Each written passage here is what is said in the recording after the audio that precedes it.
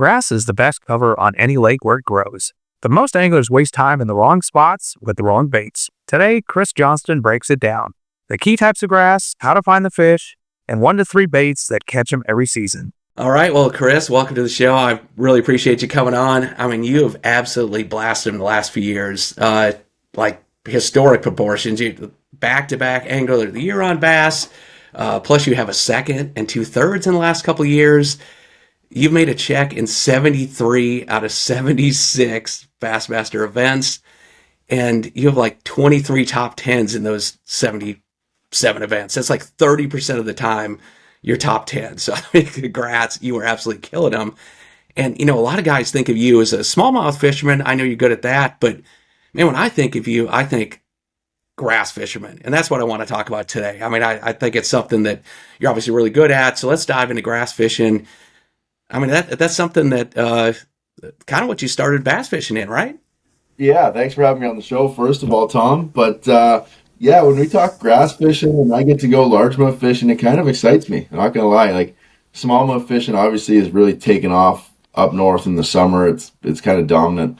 Whereas when I used to grow up, or when I did grow up, largemouth fishing was dominant. Smallmouth weren't as big. They weren't winning tournaments. It was shallow water, junk fishing, kind of like you see on the Mississippi River or Florida on Okeechobee, Harris Chain. Like if you took a picture from down there and you cut a picture from up where I live, you couldn't tell the two places apart. So it was punching, frogging, and that's what I grew up doing. That's what I love to do. And when I go fish smallmouth for like 2 months now, usually July, August, by the end of it, I'm like, I'm sick of catching them on a spinning rod. I want to get out heavy line, 65-pound braid, and go catch some largemouth. And I'm heading down to Gunnersville in a week, and it's going to be frogging, flipping, and I'm looking forward to it. It's a nice change of pace.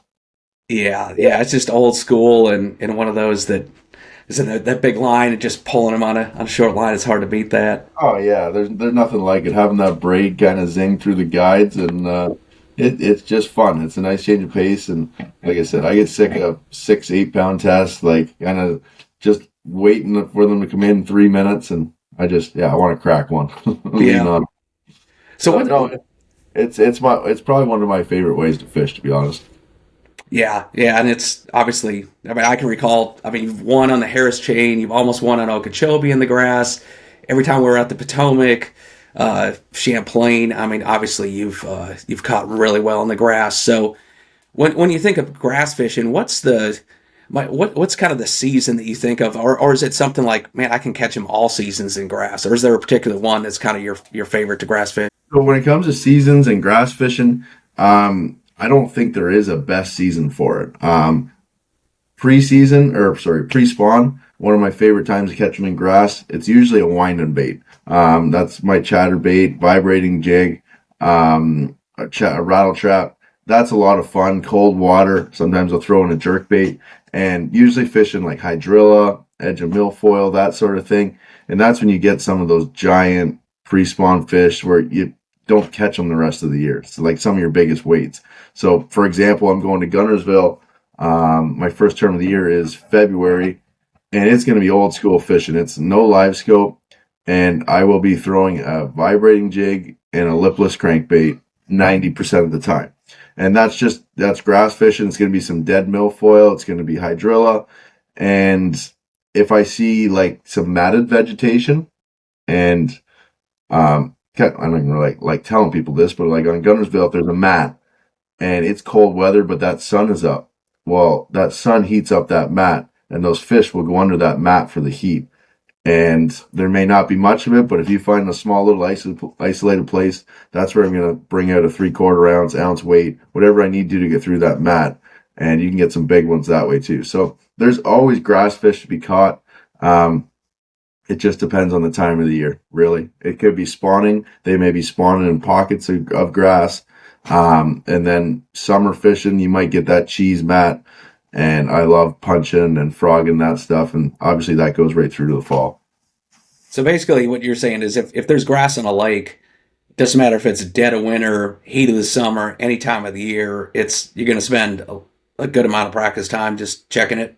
100%. That's probably where I'm going to start. If I know there's grass in a lake, The fish, I think they migrate to the grass. They love the grass. Maybe they're not right in it. They might be on the edge or within a couple hundred yards of it, maybe on some timber suspended.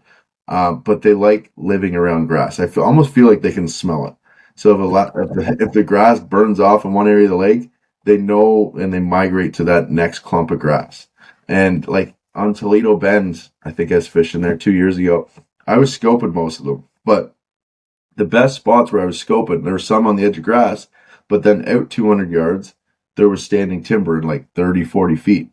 Well, the standing timber that was outside grass was the best stuff I could find. So they were still relating to grass. They weren't in it, but they were still around it. They love that grass. So if there's grass in a lake, basically, that's where I'm going to start. Yeah, I used to guide on Fork for a long time, similar to Toledo Bend, and I used to always say, like card playing, the grass was like the trump card. On the years, we'd have these beautiful stumpy creek channel bends, and they would get in them, and then when we had grass, it's like you'd still catch a couple, but it's like they all wanted to get in the grass. I mean, you fish a lot of these lakes over the years? Would you say that's kind of true, that if there's grass it changes the way they position. If you had no grass in a lake, all of a sudden there's grass, whether it's hydrilla, milfoil, it repositions the fish, and I think that is their number one habitat that they want to be in. It trumps everything. Yeah, I'd agree with that. So we say grass, and there's so many different ones there. So let's kind of run through them, and we'll go through hydrilla, milfoil, coontail, pondweed, cabbage, and then eelgrass, and then just kind of get your feel for how you fish them different. So let's start off. I mean, hydrilla is the big one. A lot of lakes. What's your feeling on hydrilla? Hydrilla, I feel like is best pre-spawn. I've had really good luck pre-spawn hydrilla where it's kind of clumpy. You don't want matted hydrilla kind of right to the surface, or not like close to the surface. I like it when it's say 10 feet of water and it's clumpy. So there's a clump of it comes 3 feet off the bottom, and then maybe there's a bare spot and then another clump. And I think the fish kind of get around those clumps and they live around them. When it's like 8 feet of hydrilla and it's really thick, that's not the good stuff. They want holes to swim around in and live in. But like I said, I find the best pre-spawn, winding a vibrating jig, lipless, and it's usually the best stuff in the winter. And then after that, well, there's the spawn, I guess. And if you find shallow hydrilla, like on Okeechobee, you mentioned earlier when I did well in Okeechobee, shallow hydrilla, they'll spawn in those pockets. They'll clean out a pocket. There'll be a light spot and they'll spawn in the shallow stuff. And then kind of after the spawn, I probably don't mess with it quite as much until they get to that matted hydrilla.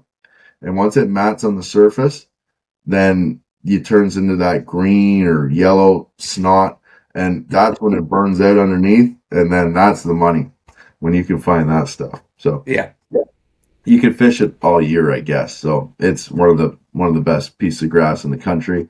And then when it comes to milfoil, that's probably my favorite stuff to fish. And I basically only flip a jig in it. I have like a 1/2 ounce to a 3/4 ounce. It's a smaller profile, almost always a black jig. And when I'm going to the milfoil, it's usually summertime when it's growing up 10, 12 feet on the deep.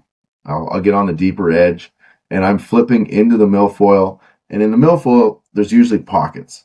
So I'm trying to find pockets in the milfoil, flip my jig in it.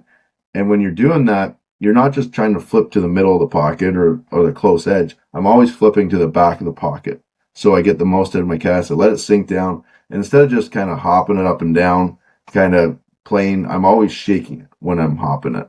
And I don't know why, it gets more bites, but I kind of started my career and almost made a living off flipping a jig and milfoil, to be honest, early on in my career. And it's something that's my confidence bait. And if you're trying to learn it, you got to go out and put it in your hand all day and just say, I'm going to catch them this way, and get confidence in it. A buddy of mine, Brian Schmidt, we met him on the Potomac River years and years ago. And he was actually fishing near my brother, and it's my brother's first time with Potomac. Brian was out throwing his swim jig and winding, which he does and does very well. And Corey was inside him, and Corey didn't do well on day one. And day 2, he went to a spot he should have went to on day 1. Anyways, Brian was like 300-400 yards out. And he's flipping his jig in the milfoil. And he caught so many fish. And Brian come up to him after. He's like, man, what were you throwing? Like, you know how he talks super slow. And he laughed. He's like, it was honestly just this jig. And to this day, Brian's like, man, I don't know how you guys work that jig, but it's unbelievable. And he tries to throw it, and he's like, I can't do it the same. But it's a confidence thing, and it catches them everywhere. It catches them from Florida up to Champlain. And the big thing for me is that smaller, compact jig. And I'll use a heavier hook, 65-pound test braid, and you're putting it where they live. If they're not on the edge, if there's pockets on the inside of the milfoil, I'll fish those, move around. And the best spots, especially up around where I live or Champlain, I guess anywhere, if you can find a difference in the bottom, you could fish 500 yards of milfoil. It all looks the same, but then all of a sudden you'll get a bite in like a little 10-yard stretch, and you don't know why, but probably because there's a bottom transition, whether it's a hard bottom, sand, rock, and that's where you can find the little sweet spots, or maybe it's a little stick out in the milfoil, and those are the high percentage areas. Yep. We'll get a few more lure secrets from here in a couple minutes. I mean, that's that jig. I've seen you work that before. That's pretty awesome. But so the milfoil too is like, I think I've seen you fish it in like, it seems like pretty shallow water, like a foot or two. You talk about the deeper, but it seems like that milfoil, they love it. Even like those kind of pie plate or just dinner plate sized little clumps. Sometimes even like really shallow, they get it. Like singles will sit underneath it or something. Well, yeah, if you get in shallower, especially on like the Potomac River, where the tide drops, and it might be 3 feet, but then the tide drops, it gets shallower, and then it creates a canopy.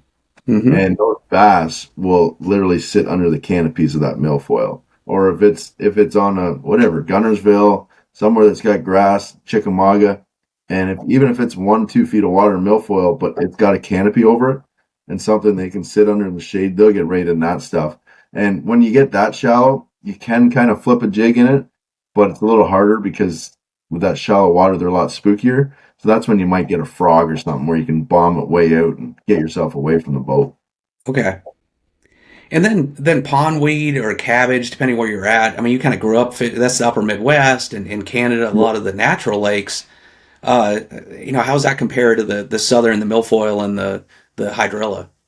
Pondweed and that sort of stuff, I kind of call it junk weed. It's probably my least favorite. Okay. I find it gets in the way. It chokes off like other good grass, like hydrilla, milfoil. So definitely my least favorite. But to fish it, like if it's the grass I'm thinking of, it just kind of doesn't grow where it has good pockets and like on a hard bottom where they can sit on the hard bottom. So if you're fishing that, it's probably because there's no milfoil or hydrilla. Yeah. You know what I mean? There's no other option. I'm looking for the better grass. So gotcha. I'm going to try and avoid that stuff. But if that's all there is, I get on the edge, and Mississippi River has a lot of that junk weed in it, I call it. And I'm just getting on the edge of it and looking for current seams or breaks on that stuff. And all I can really do is throw a moving bait through it and just cover water. But they will sit on the edge of that stuff. But if you saw Mississippi River, they were in clumps of milfoil the size of the front deck of your boat, because that's the better weed, and there'd be 50 of them sitting in that little clump. It's just they gravitate towards that better stuff, I think. Yeah, and to me, that's coontail is the one that a lot of lakes. To me, if there's hydrilla or milfoil, I'm kind of the same way. I want that over coontail. But then some lakes, it's the only deal, and it seems like they love it. And then that's the one I'm always confused on. What's your take on coontail? If it's good, bad? Coontail has never been great to me. I'll fish it, but like I said, I'm always looking for if there's coontail in the lake, I find there's usually milfoil or hydrilla, and I prefer that stuff. But again, I'll fish it. It's still grass. It's better than nothing. I still think it's better than fishing stumps or something like you said on a creek turn. If there's coontail, they're going to be around it. You just got to figure out if they're in the middle of it, on the edge, and just you got to kind of dissect it and fish it every time. It's different. Yeah. And then eelgrass is the one that's the weird one. It seems like you'd rarely see that years ago, and now like the Gunnersville and TVA lakes, Pickwick and stuff. It's you find it down at Okeechobee, but it seems like it's Mississippi River is taken off all over the place, and to me that's way different than the rest of them. Is that do you catch them out of it, like it, not like it? That's a different animal, 100%. And I used to really like eelgrass going back to Gunnersville when I kind of first started because there wasn't that much of it. And if you found some eelgrass, it was awesome for running a trap or a vibrating jig. And there'd be in that clump of eelgrass. Well, now the whole river's lined with eelgrass and it's just too overwhelming. But I find it's really good pre-spawn. That's kind of my favorite time to fish it. The eelgrass usually grows on a hard bottom. Typically it's a better bottom. And again, it's just a moving bait sort of scenario, cover water. I don't have as much luck with it post spawn personally, but it's a good pre-spawn deal for me. I remember on Pickwick, we were there for the elites. I don't know if it was 2 or 3 years ago, and there was some eelgrass and hydrilla mixed down the lake a little bit, and it was some of the best fishing I've ever had in the TVA. And it was in practice, and I cut my hook off, but they were all 5 to 6 pounds, some 7s. And I cut my hook off. I'm like, this is silly. Well, then we got like 10 feet of rain and it flooded it all, turned it all to mud, but it was eelgrass and it was pre-spawn. Those great big females were in it. And I was looking forward to the tournament. Even if I didn't win it, it was going to be fun. But it's some of the best stuff, I think, pre-spawn. Okay. But then also post, or like when they're spawning, same as the hydrilla, you get into some eelgrass, you find little pockets. There's usually sand pockets and stuff. It's really good for them to spawn in as well. Okay. So, like we talked, like you kind of hinted at there, that there's a lot of dead water and grass, and some of the, I think it's intimidating to a lot of people. It's probably part of the reason why it's so good, just that you can get these humongous grass flats and so much dead water, then all of a sudden they can be loaded, like you said, in a little transition or something. Sometimes they're all over the place. When you come to a lake and all of a sudden you show up, say you're going to Gunnersville here in a few days, and you show up, it's like, holy crap, there's grass everywhere. Like, how do you start? How do you decide where you're going to go and pick it apart? That's the nice thing about grass fishing is there's so much of it. Even if there's 400 boats on the lake, you can probably still find yourself some little needle in the haystack. And it's literally putting your head down and going fishing. And then obviously looking at mats, like when I go down there, there's going to be mats that maybe are a little off color. You might have a mile stretch of mat and there's a little piece that has a yellow mat kind of way back in. It might be a pain to get to. There's no boat trails to it. You're going to go fish that. But it's literally putting your head down and just going fishing and then finding a couple little sections that are higher percentage. You get more bites in those sections. And you also got to sample different areas. You might fish some back in the pockets, fish 2 or 3 pockets, and you don't get any bites. But okay, I don't think they're in the pockets. I'm going to fish main lake grass. And you kind of just got to keep eliminating. My dad always used to say, eliminating water is as good as finding water when it comes to tournament fishing. So you kind of eliminate things, figure out, okay, they're on the main river grass, and then you just start fishing as much of it as you can, trying to find, like I said, 4 or 5 areas that have fish in them. And your area might be a mile stretch of grass, but there's a 100-yard stretch where you seem to always get 1 or 2 bites. And that's what I'll be looking for in 2 weeks on Gunnersville. And when you find them in grass, is it one of those things that, like once you pre-fish and you go through an area, you pretty much write it off, they're not there? Or is it, and those, like if you get half dozen waypoints or something, they typically will be there all week? Or is grass something where you have to go re-fish it and they'll move around the grass? Or is it kind of like, they're right in these little areas typically, and it stays that way? Typically, I find that they're in those areas. They live there. If you go and practice, and first of all, if you go and practice and you don't get bites in an area, I probably won't go back through it. But if I get 3 or 4 bites in that area, they probably live there. Or there's a group of them in that area. There's something different on the bottom. Or in Gunnersville, for example, there's usually like a school of them, and they live there, they stay there. They may not always bite great. You might get 1 or 2 bites in the morning, come back through in the afternoon, get 4 or 5. But I think in grass, that's also a reason I love fishing it. It's one of the most consistent bites. They're not chasing bait out in the middle of the lake. They live in that area. And it's a little bit different too. If you're on a flipping pattern or bushes or something like that, or docks, you pull into a cove and there's people on every other dock down there, you're probably, I mean, I'm spun out by that. But if you Yeah. pull up on a grass flat and you see boats all over and you kind of have your little spot, or even if you're kind of milling around, does that get in your head, or you feel like they're, I could still catch them through here with all these boats? It does get in your head a little bit if there's a bunch of boats, but I also have a lot of confidence that they can't hit every spot in that grass. No matter what, they're not going to catch them all. And you kind of got to get that mentality that, okay, even though they fished ahead of you, they're not hitting every pocket. There's still going to be a few fish left. And that's the nice thing about grass fishing, where someone goes ahead of you on the bank, flipping pieces of wood and stuff, and you're flipping the exact same pieces of wood, your odds go way down. The Right. grass fishing, it's way more consistent. You can fish with a couple boats, go through an area, and that's why the Potomac. I don't know how the Potomac does it, but it keeps kicking them out. There's 40 boats on a flat, and everyone's catching fish. It blows my mind, but that's a little different because I think it's also tide related. There's fish that sit there and don't bite until the tide is a certain way. So that's why I think the Potomac can have 30 boats on a spot and you can catch them all day. Whereas like with Gunnersville, Pickwick, whatever, they bite kind of all day. I think you just got to put it in front of the right fish. Yeah.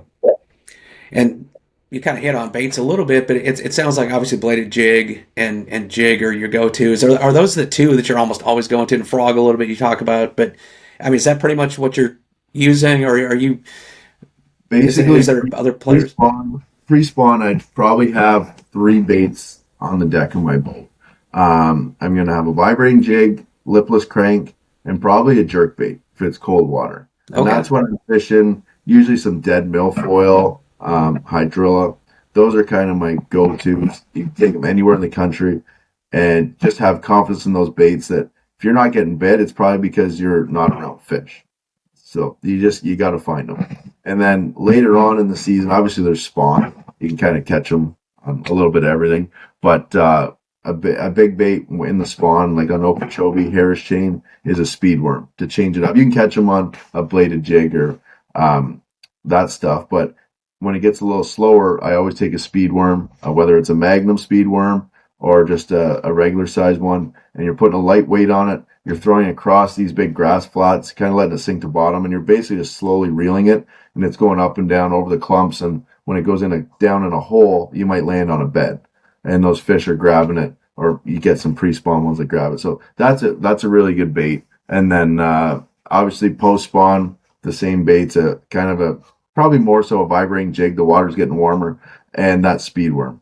They still eat it kind of in the spring, but then once the grass starts to get up, that's when I'll get a flipping jig where you get a little more depth on it. The speed worm won't go down in the holes as much because the grass is up higher.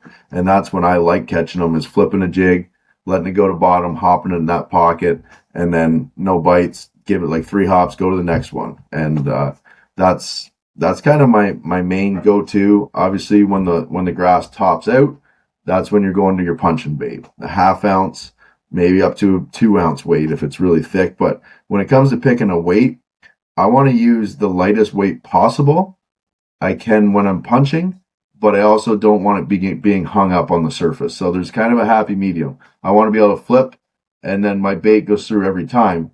But if I can do that and flip every time and use a little lighter weight, I'm going to go down to that weight. I don't want to use a 1.5 ounce weight punching when I can get away with a 1 ounce. That might be a personal thing, but it's just, I find the lighter weight, I also feel like I get a better hookup ratio with a lighter weight. Instead of having an 1.5 ounce weight pulling on in front of their nose, a little lighter weight, I get more fish in the boat. Yeah. And then, yeah, so that's kind of the go-to, a punching and a jig kind of in that summer pattern. And then once that stuff gets topped out or the milfoil's making canopies on the surface, that's when the frog will also come into play. Yep. But I think those are kind of the staple grass fishing lures. I don't think there's any secret one. I think it's covering water, putting time in, and just finding those areas that hold the fish. Sure. Let's dive in on two of them just a little bit, because the bladed jig, like you said, I mean, everybody throws that. Everybody has thrown it for some reason. Like you're out there catching 4 and 5s when everybody else is catching 2s and stuff. So obviously you have it dialed in. Let's start at like weight and colors. What do you think on your bladed jigs? Um, Black and blue when I'm in Florida is always a staple. And then when I get to like a Gunnersville, and sorry, I'll use it. Black and blue is probably always tied on in Florida, and then I'll have a white or a green pumpkin. Those are kind of my three colors. When I go up to like a Gunnersville, that area, the Tennessee River, I like a green pumpkin or something with some shad. So maybe like a green pumpkin shad color or mixed. Those are the two I'm going to kind of rotate between, because obviously they chase a lot of shad in Gunnersville or Pickwick and all that, and a green pumpkin. And those are kind of my main ones. A little bit lately, people have been into that like fire craw chatterbait. That was kind of a hit, and when it's really cold water. I honestly haven't played with that one much, but I will have it tied on when I go to Gunnersville. But I don't. It's more so finding the fish, just Yeah. finding the areas that hold them. Like you can throw a plain white chatterbait. If you are around the right fish, you're probably going to get bit. And then if I get bit in a grass clump, or I go through a line of grass, maybe 200 yards, I get 2 or 3 bites, I go back through it, nothing. That's when I might, if I threw a white going through it, I might pick up my green pumpkin one, go back through it, and you'll get like 2 or 3 more bites. Just giving them something different to look at. They do get used to seeing the same bait, so that's when you change it up. Yep. But I find when I'm first locating them, sometimes it matters, don't get me wrong on the color, but you could throw a green pumpkin or a shad or a white, you're probably going to get a couple bites when you first go through a spot. And then if you go back through it, I change colors just to try and get a few more bites. Yep. And then with weights, are you more of a half and bigger where you're trying to plow through, or you're a lighter guy trying to feather over it, or what are you doing most of the time? I'm 90% of the time a half ounce, I would say. If it's probably 10 feet to 3 feet, I'm probably almost a half ounce. I like a half ounce because it kind of gets down in the pockets a little more. You're reeling it gets down lower. I feel like that's when I usually get more bites. If it's shallower than that, I'll go to a 3/8. Very rare I'll throw a 3/4. Maybe I'm missing something, but it's usually 10 feet of water or more just to kind of get it down in the strike zone. And are you doing a kind of a steady retrieve, or like to work? Are there times you like to work it really fast versus ultra slow, or is it a pretty consistent retrieve for you? It's pretty consistent retrieve, I would say, but the big thing is kind of popping it. So if you hit a weed or something, you pop it out of the grass, and a lot of times that's when you're going to get a bite that gets a reaction out of the fish. There is scenarios where I'll yo-yo it. Not everyone does that. You cast it out, let it sink to bottom, and you just kind of pull it up, and you'll feel the jig vibrate, come up, and then fall. And there's times you can't get them on a steady retrieve, but you do that yo-yo, and it's one of the best bites, because when you pull it up on the fall, all you'll feel is your line go like a tick in your line, and you just set the hook and hang on. So couple different retrieves, but again, just like I change up colors, if I go through an area and I know there's a few more fish there, I will change up my retrieve. Maybe I'll go a little quicker, or that's when I'll throw the yo-yo and style out there, just to try and trick a couple more fish up once they've seen the standard winding it and kind of pulling it through the weeds. And what about, so you're around grass, obviously good sized fish, fairly heavy cover, braid or fluoro, what size you using? And then is there a rod and reel retrieve ratio? What's your go-to chatterbait setup? I'm like a 7-to-1 gear ratio guy. I don't love the high speed gear ratio. I find I burn it a little too quick, but I don't love the slow gear ratio. It may work better for me, but I find when I hook a fish and stuff, I like to get them coming. So if I have to, I'll slow down my reel a little bit. But I like a little longer rod, like a 7.4. I'm kind of torn. I don't think I love the glass rod like some people like, where the whole rod loads up. I like a little more backbone with a soft tip to it. And I'm going to throw typically 17-pound test fluorocarbon, straight fluorocarbon. If I get into some really big ones, I might go up to 20 pounds if it's in some heavy grass or Okeechobee where you might get a 10-pounder. I'll throw 20-pound fluorocarbon, and that's kind of my go-to setup. Yeah, some of those guys with glass rods probably don't catch the size fish you do, and that's No, why you need the bigger one. It's tough. It's no, I tough. wouldn't say that. I think Noel Hayden's done pretty well on his glass rod, Yeah, and yeah. I've thrown it. I've toyed with it. I find it just a little too soft personally for ripping out of the grass, but he does well with it. It's not for me. Yeah, it's kind of what you get used to and knowing what it'll Yeah, do, right?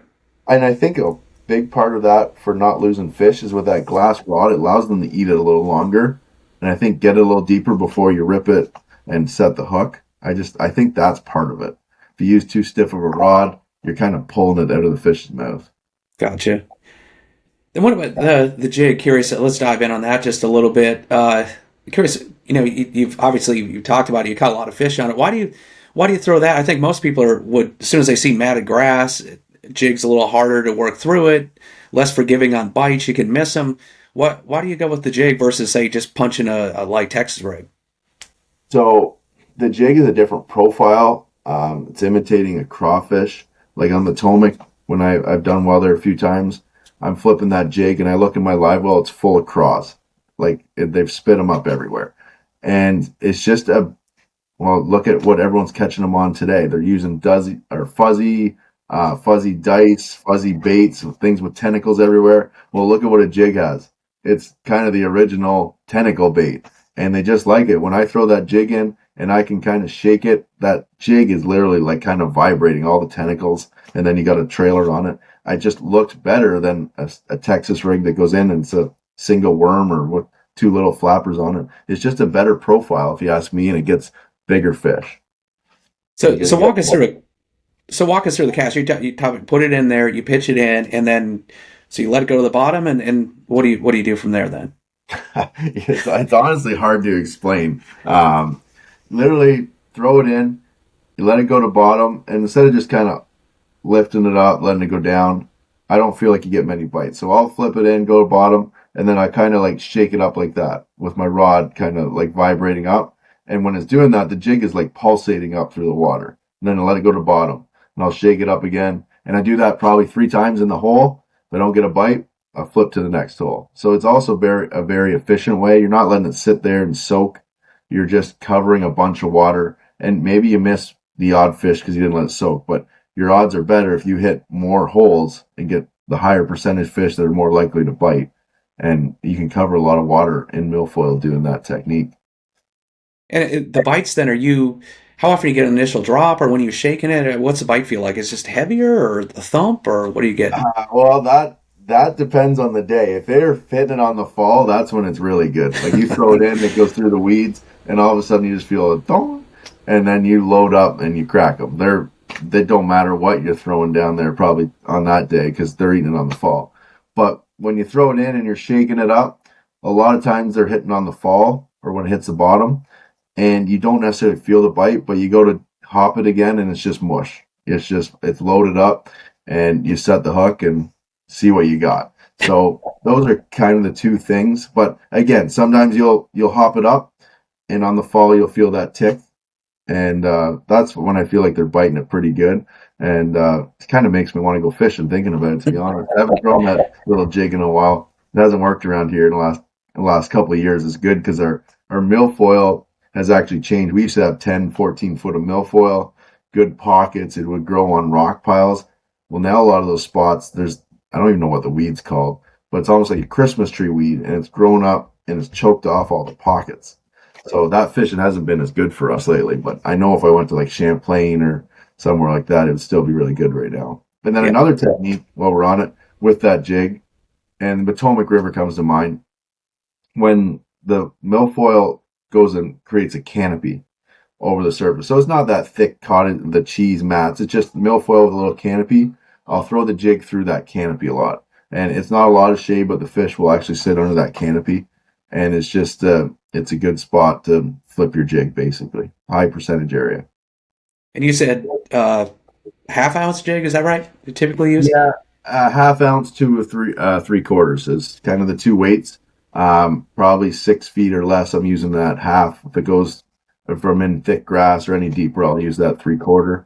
And black is what I use 90% of the time. Sometimes I'll throw a green pumpkin, and that's kind of just my confidence bait. And then 65-pound braid. And that's another thing. When you're working that jig, if you feel a little grass on it, you kind of snap your rod tip, and that clears your jig of the grass. So you're not reeling it up, taking it off with your hand. You just give it a little snap in the pocket. The grass comes clear, and you can still kind of fish that pocket without having grass on your jig. And a heavy rod, I use like a 7.5. It's not quite a flipping stick. I would say it's kind of one down from that. It's like a medium, heavy sort of thing, something with a little bit of tip, because it's a smaller profile jig. If you're using a pool cue, it kind of gets tiring all day, kind of shaking that jig on it. So something a little lighter than a flipping stick. And then trailer, what do you like for a trailer on your jig? I use a Chunk Junior. That's my go-to. There's different ones. I don't use a rage trailer, something that slows the jig fall down. I want it to get in the water and fall straight to bottom. If you're using something with some kick, it kind of slows the jig falling. And when I shake the jig, I create the action on my own. So that's straight, like a Zoom Chunk Junior. It's just a straight tail, but then when I shake the jig, it makes them kick on the way up, but then when it falls straight, and I think it gets more of a reaction bite because of the fast presentation when it sinks down. Yep. Then, so you've been with Garmin for years now, had live scope since way back. How much does that play these days? Is it a tool to spot isolated clumps or help you stay on the edge of the grass? Or is this, you a lot of times just fishing in the middle of it and not even looking at it? How's that play? Both. So, especially like pre-spawn when the grass isn't up to the surface, you can't visually see it. It's so easy to put that live scope down and see, oh, there's the edge of the grass. I'm going to try fishing the edge of the grass. Or you can see up in the grass and you can see clumpy areas with like bald spots in the grass. So I'm using that all the time when it's pre-spawn. And even when the grass gets up, you can maybe see the grass is thick on the inside. I'm using that live scope to follow the edge, and you can just keep your boat perfectly positioned. You're always flipping on the edge, and use it all the time. But then sometimes in the summer, it's more of a headache, to be honest, because it catches every piece of grass when you're going through the mat. And I want to go right into the thickest part of the mat. And I wish I didn't have it on for that one day because I want to get where no boats have gone. The live scope don't work. You're in the cheese mat. You're going right to the middle of it. So that at that point, it doesn't help me at all. Yep. And what about are you a guy who likes to be real stealthy and drift with the wind, not touch a trolling motor and go through it? Or do you want to control it and kind of work into the wind? What's your philosophy on that? The less noise you can make, the higher percentage you have of catching bass. Now, when it comes to, I'd say it's kind of two different things. So when you're winding and you're kind of on the sparse grass, then if I have like a specific target, or maybe it's like a 50-yard stretch, I'll maybe go downwind. If I'm not getting like hung up on weeds and stuff on my trolling motor, I'll go downwind so I can work that area longer. If I go up and it's a 50-yard stretch and I drift through it with the wind, I might get 2 casts, 3 casts in it, then I blew over the fish, spooked everything. So I don't want to do that. So I'll stay downwind so my bait is in that good area for longer and you can kind of dissect it. Now, if I'm fishing a mat, I don't want to be trying to go through the mat on my trolling motor because fish can hear you coming. It's a nightmare. So what I'd like to do is have a little breeze, go above the wind or go above the mat, upwind, and put my boat into it and get on the trolling motor on high and pull my trolling motor up and let that boat drift into the mat. And ideally trim my motor up and let that wind slowly push me through the mat and then fish what I can. And if the wind's not blowing me anymore, I'll put my trolling motor in, put it on high or whatever for 10 seconds, get to a fresh piece of mat and let that wind kind of push me through it. The less you're on the trolling motor, especially in mats, the more bites you get. Yep. You do not want to go against the wind because you're already on an uphill battle trying to go through a mat on a trolling motor, and going against the wind is just not a good idea. Gotcha. And then that sounds like obviously you kind of figured out with experience what to do. Any mistakes that you see? What are the most common mistakes when guys fishing around you and you're thinking, man, if this guy would just go with the wind or fish a little slower, a little faster? What do you think most guys screw up in the grass? Um, One thing, like you kind of just touched on it, is with the wind, people will like drift through a spot. They're like, oh, there's a good section of grass, and they drift through it, and maybe they caught one fish or whatever, but they're going over it on their trolling motor. And it's like you're just spooking the fish for himself and everyone else. If you go upwind and stay off the good spot and cast into it, you can catch so many more fish and you don't spook them. So that's one thing.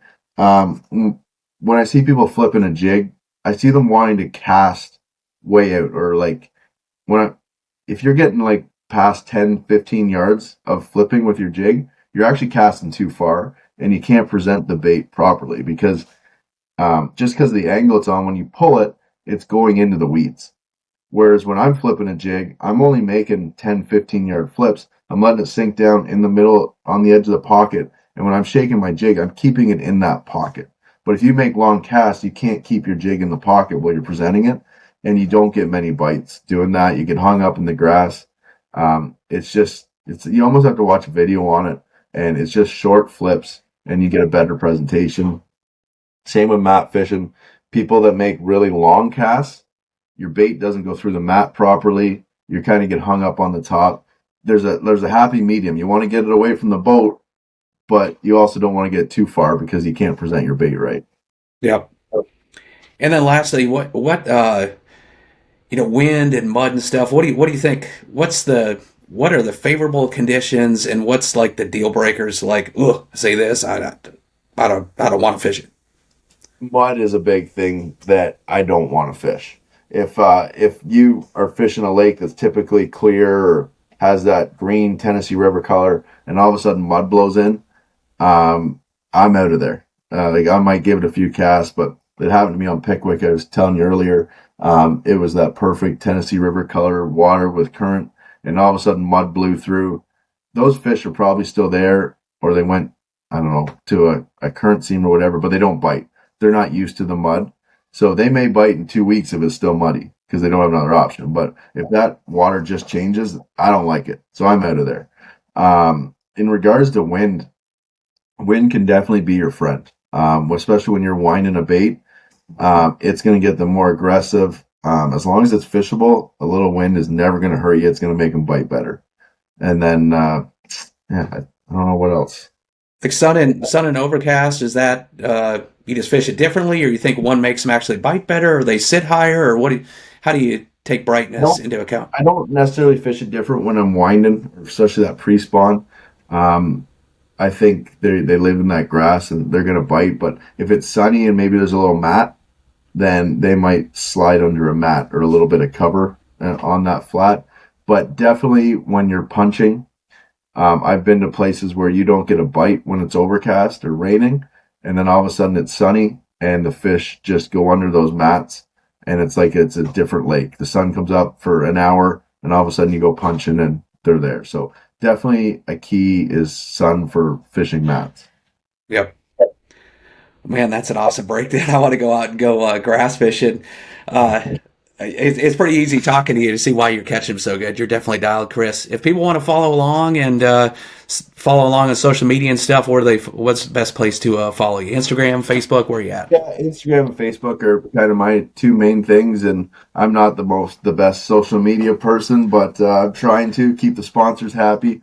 And but I'll post updates on my fishing tournaments and try and do some techniques on my social media, and trying to do a better job of social media. We'll see how it goes. I just like going fishing and catching bass, to be honest. Don't we all, man? That's awesome. So I really appreciate the time. That's fantastic stuff. So good luck at Gunnersville and keep catching all the grass, man. Thanks for having me, Tom.